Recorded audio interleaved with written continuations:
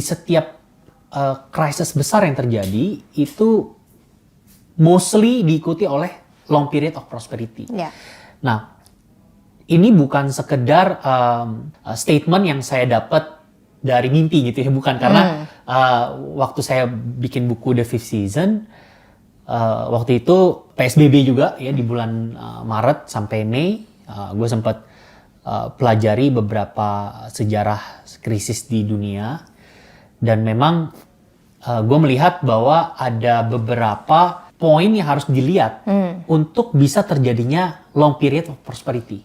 Nah, poin yang pertama itu adalah tentunya kalau bahasa ekonominya itu adalah M2. Jadi circulation of money yang ada di ekonomi.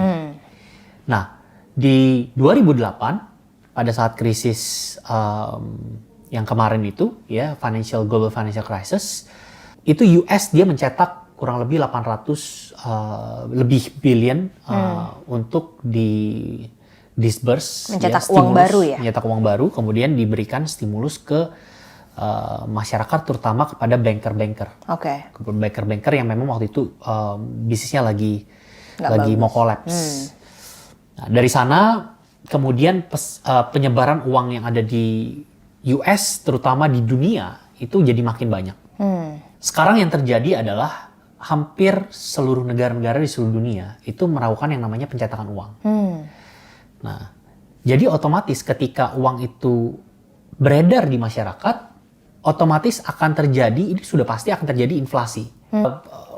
Periode inflasi ini jadi dua macam. Okay. Yang pertama, fase pertama itu terjadi inflasi atau kenaikan harga-harga aset, ya, aset prices itu terjadi di capital market dulu yang awal. Nah, makanya sekarang nggak heran kita melihat bahwa despite of ekonomi ini getting worse and worse, tapi stock market kok naik makin tinggi. Itu menjadi pertanyaan buat semua orang.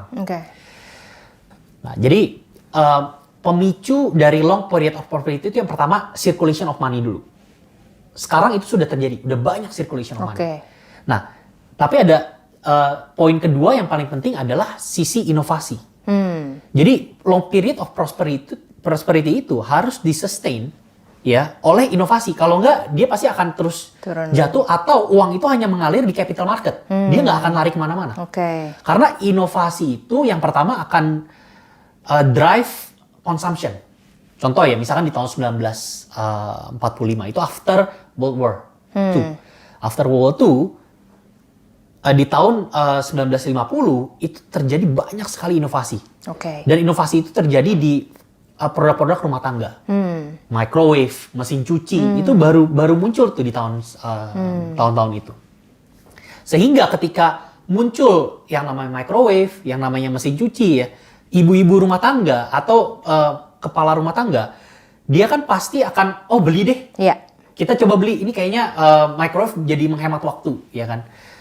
Mesin cuci juga seperti itu. Jadi uang itu ngalir yang tadinya muter di capital market itu jadi ngalir ke real sector. Ya kan? Nah, inilah yang drive growth. Jadi yang drive growth itu adalah spending, consumption. Nah, balik lagi ke hal itu. Jadi yang pertama adalah circulation of money.